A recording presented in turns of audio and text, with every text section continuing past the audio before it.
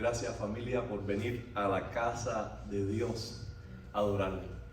La adoración siempre, cuando la compartimos, se enriquece. Es de esas pocas cosas en la vida que mientras más compartimos, más rica es. Más rica es. Entonces, le invito a buscar o mantener abierta la palabra del Señor en el capítulo 18 de Hechos, donde Evis acaba de leer la Biblia. Nosotros estamos teniendo esta serie acerca de los valores de MCC, describiendo quiénes somos en Cristo y quiénes deseamos ser, en qué deseamos crecer y caracterizarnos. Deseamos ser adoradores apasionados, deseamos ser una familia amorosa, queremos ser ministros llenos del Espíritu Santo y hoy hablaremos que deseamos ser discípulos que hacen discípulos. Discípulos que hacen discípulos. ¿Puede decirlo conmigo? 3 I. Discípulos que hacen discípulos. Y estudié esta semana por la residencia que estoy concluyendo el capítulo 18 de Hechos y me pareció oportuno compartirlo contigo, lo que el Señor también puso en mi corazón. Tenemos delante un personaje que se habla muy poco, Apolos. Algunos con ese nombre pudiera decir, estarán hablando de algún dios griego, de alguien de la mitología griega, pero estamos hablando de un cristiano fuera de serie. Apolos lo encontramos también en Corintios.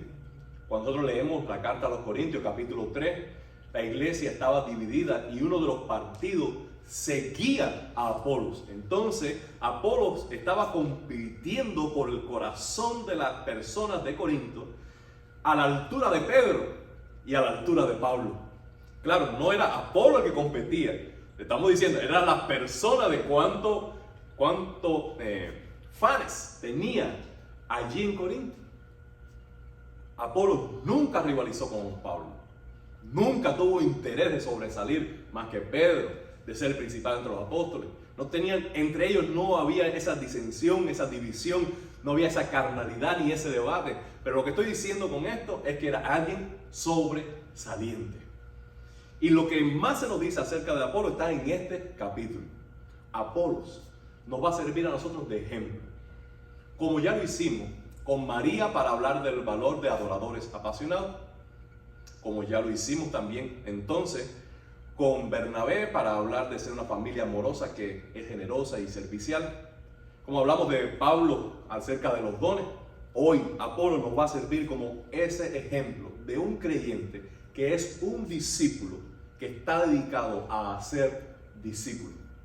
Los primeros versículos dice así: por aquel entonces llegó a Éfeso un judío llamado Apolos.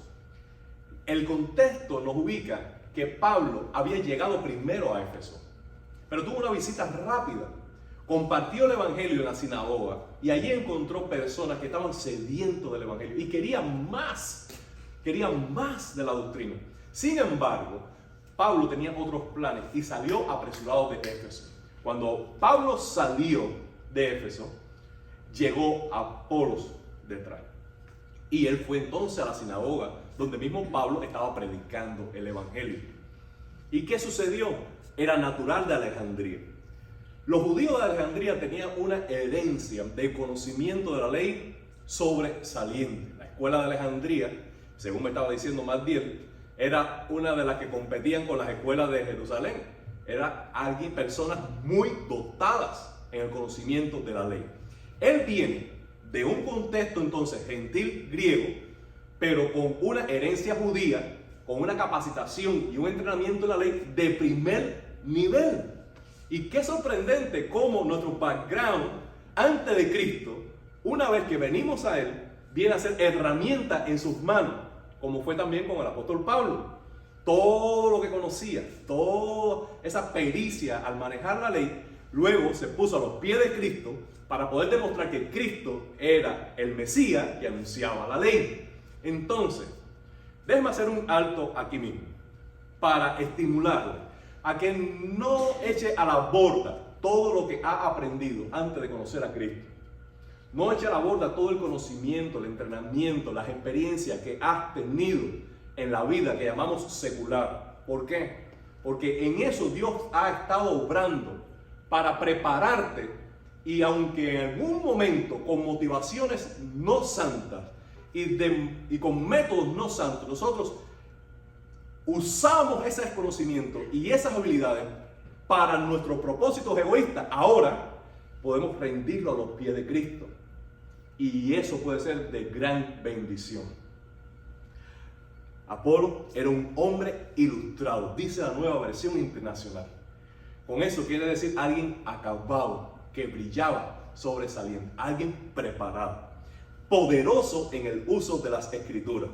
Había sido instruido en el camino del Señor y con gran fervor hablaba y enseñaba con la mayor exactitud acerca de Jesús, aunque conocía solo el bautismo de Juan. Hay otra característica que debemos subrayar de lo que hemos leído. Él había sido instruido en el camino del Señor. Primero que debemos aprender es que para hacer discípulos, primero tenemos que ser discípulos. Cuando Jesús llamó, por ejemplo, a los 4 primeros hermanos, Pedro, Andrés, Juan y Jacob, Él los llamó y le dijo, follow me. Sí, follow me, sígueme a mí. Y cuando tú me sigas a mí, mientras me sigue a mí, después yo te voy a decir, go, ve y haz discípulo. Uno nunca deja de ser discípulo. El discipulado es la carrera del cristiano para toda la vida. Como Jesús nunca deja de ser el maestro, el cristiano nunca deja de ser el discípulo. El discipulado no es el ABC que nos prepara para el bautismo. El discipulado es la carrera de toda una vida. ¿Cuántas veces nos hemos acercado a hermanos y le decimos, ¿sabes qué? ¿Quieres compartir conmigo una serie de discipulados? Y malentendiendo esto, a veces nos dicen, es que ya yo soy bautizado. No, es que yo llevo 20 años en la vida cristiana. No, es que esa etapa ya la superé. Amados hermanos, no. Somos discípulos toda una vida. Y discipular es simplemente la acción del compañerismo, cuando nos acompañamos unos a otros hacia la madurez espiritual, que no es otra cosa que ser como Cristo. Jesús había sido presentado a Apolo, y porque él había sido instruido en el camino del Señor, en el estilo de vida del Señor, es que ahora él pueda ser discípulo. Déjeme decirle algo más. Él ya era poderoso en las Escrituras, él conocía la ley. Sin embargo, él necesitó ser instruido acerca de Jesús. Conocer la Biblia no es lo mismo que conocer a Dios. Aún conocer los evangelios no es lo mismo que conocer a Cristo. Uno puede tener conocimiento acerca de Dios y no conocer a Dios. De tal manera que él podía recitar todas las profecías mesiánicas acerca de Cristo, pero una vez que viene a Cristo, él necesita sentarse y aprender. Jesús dijo, si no nos hacemos como niños, no podremos entrar en el reino de los cielos. Cada nueva etapa o nivel espiritual que nosotros subimos, alcanzamos, comienza con un estado de humillación y de quebrantamiento. ¿Me explico? Antes de aprender las cosas de Dios como deben ser, tú necesitas decir lo siguiente: no sé nada. Al menos no sé cómo debería saberlo. Porque si tú dices de pronto, ya yo sé, ya esto lo superé, tú mismo te estás cerrando la puerta para tener una nueva luz acerca de lo que ya tú dices que conoces, en el mejor de los casos. Y en el peor de los casos tú puedes estar autoengañado. Por tanto, todo como discípulo de Jesús debemos caracterizarnos por ser humildes como niños y estar abiertos para aprender, porque podemos sorprendernos de quienes podemos aprender más. Cualquier persona está capacitado para darte una lección de vida. Cualquier persona. Y cuando nosotros tenemos un corazón humilde para ser instruido en el camino del Señor, nosotros podemos sacar mayor provecho de la influencia de todo hermano en la casa de Dios.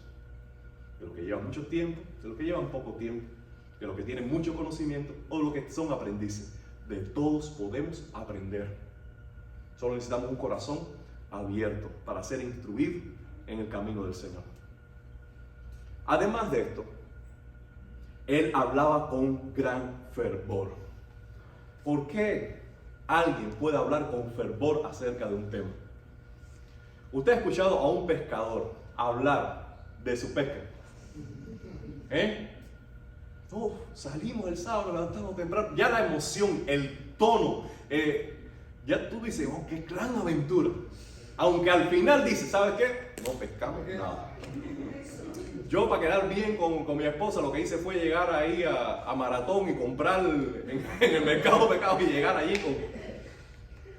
Aunque la historia termine así, la historia de los pescadores es apasionada. ¿Por qué? Porque tiene puesto en eso el corazón.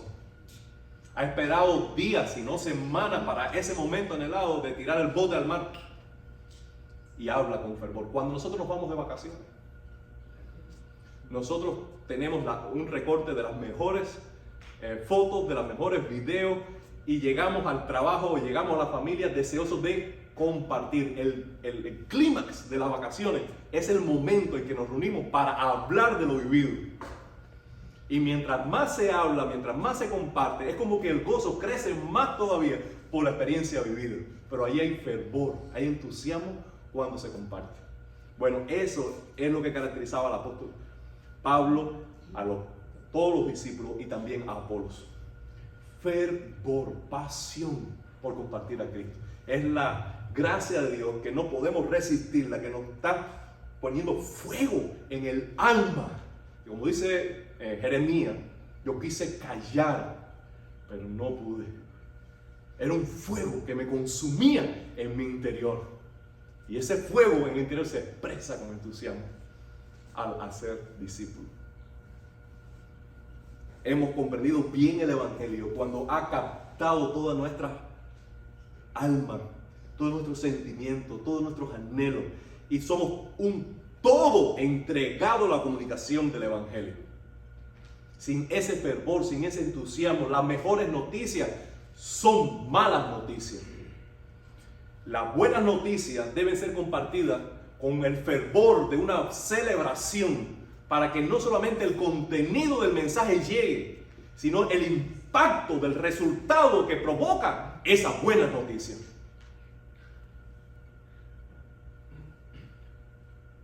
Él hablaba con la mayor exactitud acerca de Jesús, pero solo conocía el bautismo de Juan. Qué curioso.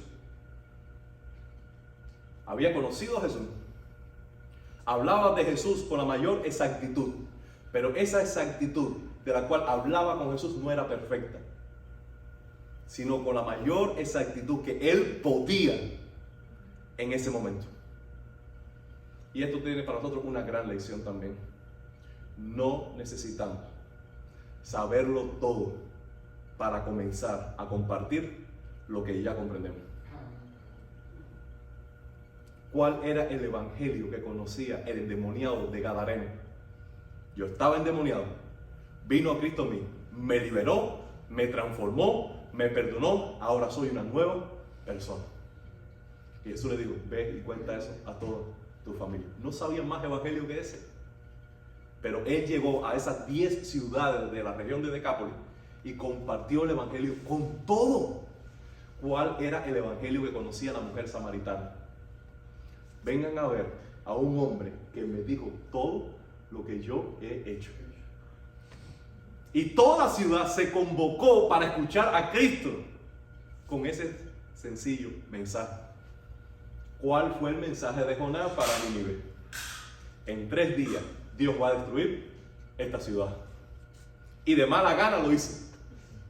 Y sin embargo, porque obedeció al Señor y porque esa palabra era palabra de Dios, la ciudad se volvió a Dios. Amado hermano, no tienes que ser un experto para empezar a compartir el Evangelio. Tú tienes una historia de vida, tú conociste a Cristo. ¿Puedes decir amén? Amén. Si Cristo vino a tu vida, ya hizo una diferencia. Esa historia de tu vida, cuéntala, comienza por allí. Si lo que comprendes es el Evangelio, empieza a compartir las historias de Jesús, sus milagros, sus enseñanzas, las vidas cambiadas de sus discípulos. Lo que ya tiene, comienza a compartirlo. Cuando yo conocí a Cristo, yo tenía 14 años. Fue en el summer, antes de entrar a una beca deportiva. Cuando yo entré a la IDE, de la provincia de Villa Clara, yo llegué con un evangelio de Juan. Era lo que yo tenía, un evangelio de Juan.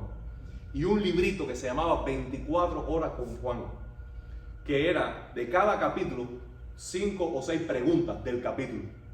Preguntas, no más. ¿Y qué hacía yo? Yo abría mi evangelio de Juan, leía el capítulo 1, volvía al libro y pregunta 1 y buscaba la respuesta en el capítulo. Cuando yo iba por el capítulo 4 o 5, no recuerdo bien, alguien se me acercó y me dijo, ¿qué estás haciendo? Y yo le expliqué lo que estaba haciendo. Y él me dijo, ¿puedo quedarme contigo? Y yo, sí, ¿cómo no? Leíamos el capítulo, leía la pregunta y yo le decía, mira, aquí está la respuesta. No más que eso. Se fue sumando otra persona y otra persona. Yo conocí al Señor en ese summer. Es decir, que yo no tenía de vida espiritual 2 meses. No tenía.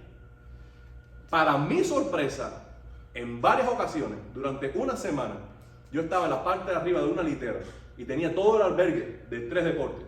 El remo, pesa y ciclismo. El nivel mío.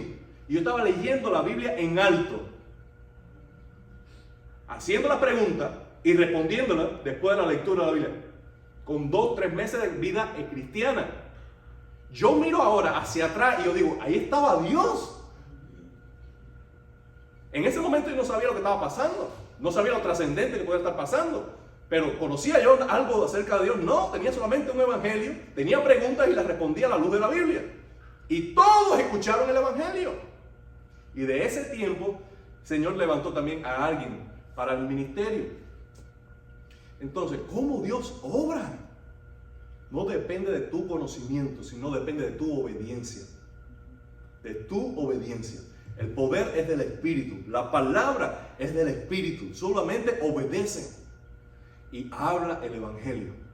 Y compártelo. Aunque tu conocimiento todavía no sea perfecto, no sea maduro y acabado, comienza ya. No lo postergue más. Habla de Cristo. Comenzó a hablar valientemente en la sinagoga. Y al oírlo Priscila y Aquila, lo tomaron a su cargo, aparte, y le explicaron con mayor precisión el camino de Dios. Lucas, al contar esa historia, nos quiere dejar bien claro el celo que debe haber en el creyente, primero, para compartir lo que ya tiene, aunque no es completo y maduro, pero al mismo tiempo no conformarse para ajustarse más a la verdad. ¿Me explico?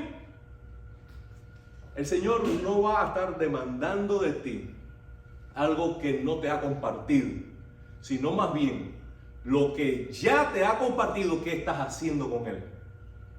Pero ahora que tú tienes el Evangelio, tú dices, yo soy responsable por comprender más. Yo soy responsable por crecer. Yo soy responsable por ir por más. Y ahora tenemos a Priscila y Aquila que toman a Apolo y le dicen, ¿sabes qué? Dios está con él. Él tiene el Espíritu Santo. Él está obedeciendo. Él está siendo discípulo. Pero déjame llamarlo aparte para explicarle algunas cositas que está deficiente. Deficiente para hablarle del Evangelio con mayor precisión. Precisión. Amado hermano, permiso. Cada uno de nosotros debe ser como Apolo, de aunque es quien tiene el Espíritu para hacer la predicación y la enseñanza y es quien tiene el celo y es quien Dios está usando, uno no tiene toda la verdad todo el tiempo. No la tiene. Uno es humano y tiene que ser humilde para recibir la corrección doctrinal de cualquier persona. Apolo tuvo que sentarse, escuchar a Priscila y Aquila, que era un matrimonio, y él dijo, ¿sabe qué? ¿Verdad? Amén a eso. Amén a eso. Pero veamos por otro lado, ahora, cómo actuaron Priscila y Aquila. Ellos primero escucharon. Amado hermano, ¿cuántas personas hay a veces en la iglesia que quieren ser los maestros de los pastores?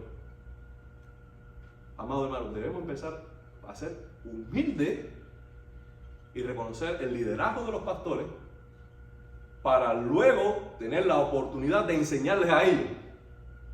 Porque una cosa es que los pastores no se las saben todas, a veces no se las saben ni la mayoría de las cosas. Es más, hay gente en la congregación que pueden saber más que el pastor. Pero hay una posición que hay que honrar y respetar. Los pastores hay que amarlos. A Felipe hay que amarlo y hay que respetarlo. Aunque se equivoque, hay que hacerlo. ¿Puedes decir amén? Ahora, porque tú le honras, porque tú le respetas, después que eso precede, tú puedes decir, ¿sabes qué? Vamos a hablar aquí. Lo que hizo Priscila y Aquila es que no levantó la mano, no corrigió en público, no regañó ni reprendió, aunque era incorrecto quizás algo que estaba enseñando, sino que lo llamó aparte. ¿Por qué lo llamó aparte? Mira, por dos cosas principales. Uno, no edifica corregir a alguien en público. No edifica a la persona y no edifica a los que están escuchando. ¿Tú te imaginas que la persona, de pronto, hay Priscila de aquí le digo, ¿sabe qué, Pablo? No, eso no es así. Espérate, está echando por tierra toda la presentación del evangelio que él estaba haciendo hasta ese punto. Porque cuando es solo un pelo, lo que había que sacar de la sopa. Entonces, lo llamaron aparte y lo corrigieron. Uno, no edifica. Dos, ama a la persona. Ellos amaron a Apolos. Y ¿sabes qué? A este hermano yo no voy a hacerle pasar esa pena. Porque una cosa es tener celo por la verdad y otra cosa es amar a los hermanos. Cuando tú amas a los hermanos y tienes celo por la verdad, tú cuidas, proteges y instruye con la verdad. Pero cuando tú tienes celo por la verdad, pero no tienes amor, amado hermano, lo que saca es un sablazo y es un latigazo. Y el látigo no edifica. Ahora, cuando tú tienes mucho amor, pero no celo por la verdad, tú dejas a las personas en el error, porque no te importan. Y eso no es amor bíblico tampoco. El amor bíblico es verdad con gracia. Y esto fue lo que hicieron Priscila y Aquila. Y ahora, miren, el que estaba haciendo discípulo tiene que sentarse y ser discipulado, ser corregido. Todos, amados hermanos, podemos ser discípulos de otro mientras hacemos discípulos a otros tanto.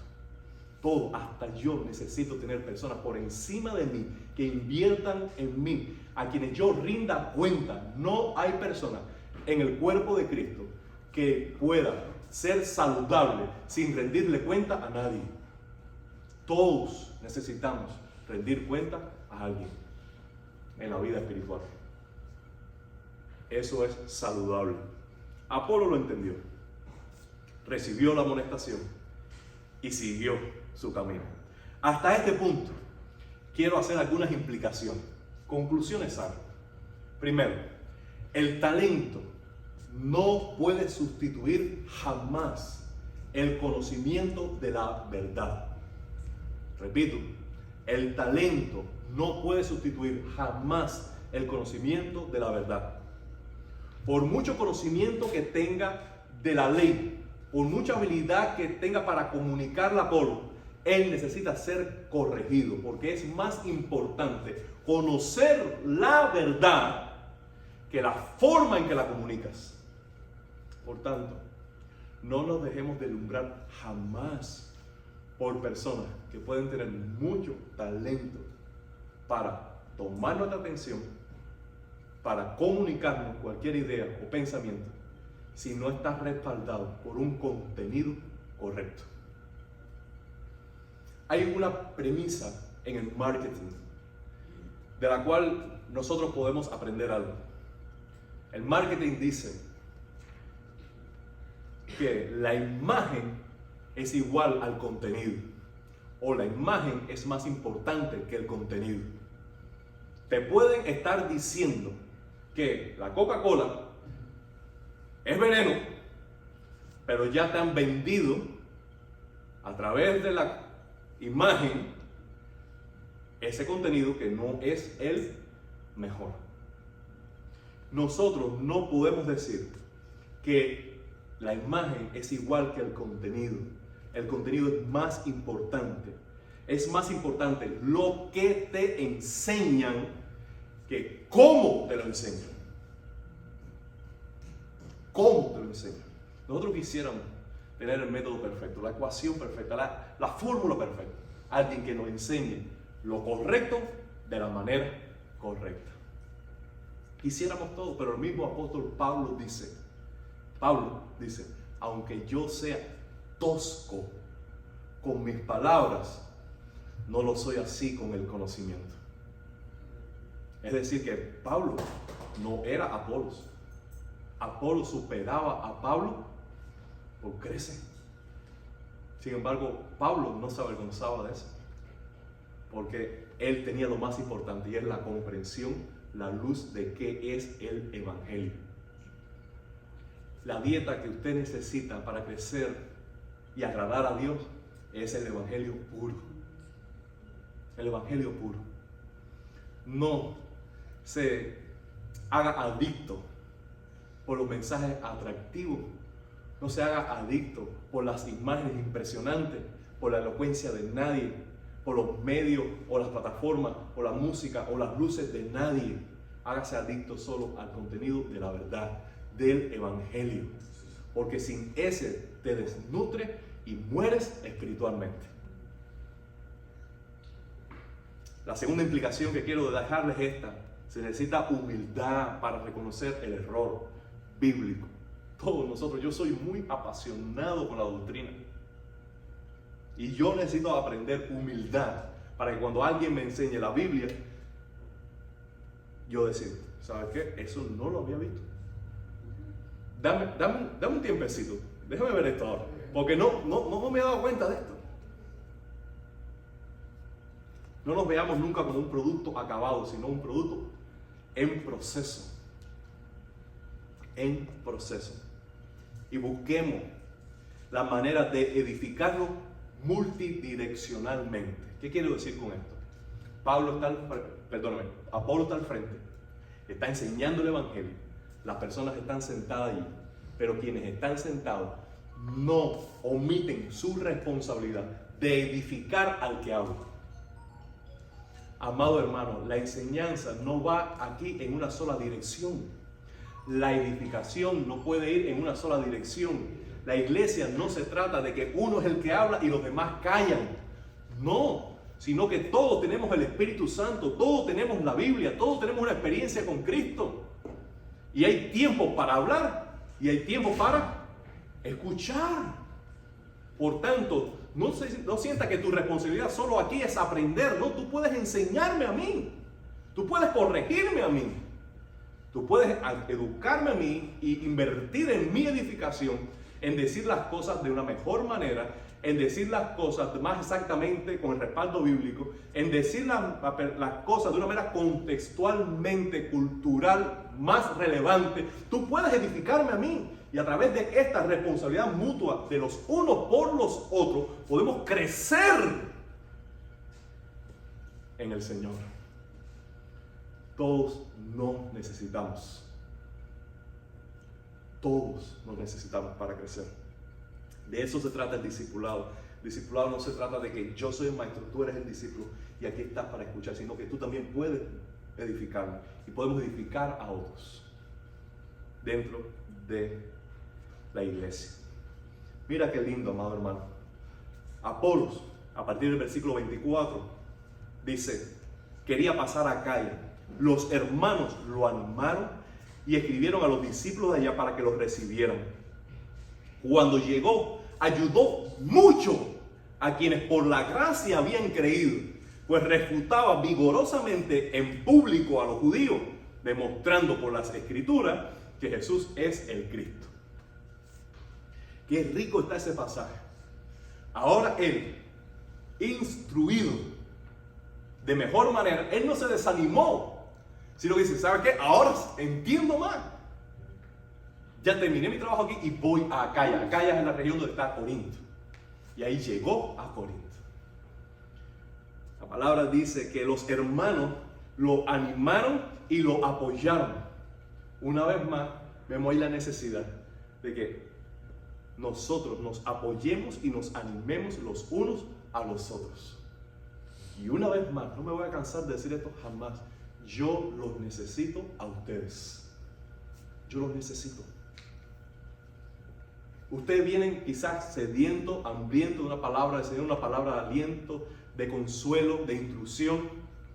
Y yo por la gracia de Dios pudiera compartir con ustedes el Evangelio y lo que las palabras y las Escrituras me han hablado a mí. Pero yo también tengo la misma necesidad porque tengo un alma. Y hago discípulos, pero yo soy discípulo que necesito a Cristo y necesito a mis hermanos. Dice ellos que animado llegó a Corinto y ayudó mucho a los creyentes. Fíjense una vez más, el discipulado es tanto para inconversos, para llevarlos a Cristo y hacerlos discípulos, como para creyentes, para que crezcan en Cristo. Él llegó allí e invirtió entonces en los creyentes para que continuaran creciendo. Dice la palabra también que los que habían creído había sido por la gracia de Dios. Y esto es algo que debemos tener siempre en claro. La tarea de ser discípulo es que por gracia fuimos traídos a la salvación. Y la tarea de hacer discípulo es que por la gracia de Dios otros han creído, aún usando un instrumento tan imperfecto como yo. Y todo es porque Dios está haciendo por gracia, por misericordia, aparte de los méritos personales. Y a pesar de nuestras imperfecciones, solo la gracia de Dios puede hacer esto y debemos reconocerlo. Mañana pudiéramos hacer 100, 120, 200 personas, 300 personas y lo seremos solo si la gracia de Dios nos los permite. Siempre será así. Debemos depender de Dios, creerle a Él y darle siempre a Él toda la gloria, porque la salvación, la santificación y la exaltación de los creyentes, todo es por su gracia. Él refutaba vigorosamente a los judíos y mientras Él hacía evangelismo, los creyentes eran fortalecidos. Con esto, por último, quiero decir lo siguiente. Es que el discipulado más importante no ocurre en el templo. El discipulado más importante ocurre cuando estamos fuera del templo y estamos anunciando a Cristo. Él está en la sinagoga, Él está al frente de la línea de combate, Él está trayendo personas a Cristo y los creyentes están viendo su modelo. Y mientras Él hace discípulos, los creyentes aprenden a hacer lo mismo con coraje, con celo, con valentía, por amor a la verdad y al Evangelio. Lo mismo aprendieron de Jesús. Jesús le dijo a sus discípulos, sígueme y te voy a hacer pescador de hombres. Y mientras le siguieron a Él y Jesús alimentaba, sanaba, liberaba, salvaba. Mientras Él hacía el ministerio, los discípulos, ¿qué hacían? Miraban. participaban y colaboraban y aprendieron a ser discípulos en el camino. Por eso llamaron a los cristianos la gente del camino. Y por eso dice Lucas que instruyeron a Apolos en el camino del Señor, porque la vida cristiana no es un banco.